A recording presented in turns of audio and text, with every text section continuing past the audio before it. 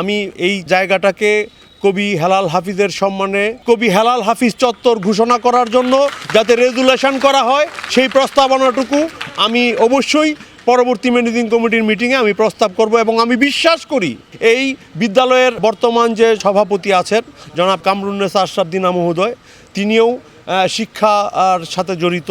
অবশ্যই আমার বিশ্বাস তিনি এটার সাথে দ্বিমত পোষণ করবেন না, এবং কোনো সদস্যই সেটার সাথে দ্বিমত পোষণ করার কথা নয়। শুধু আনুষ্ঠানিকতাটুকু বাকি রইল, সেটা পরবর্তী মিটিংয়ের পরের দিন সেটা আমরা আনুষ্ঠানিকভাবে সকলকে নিয়ে ঘোষণা করব।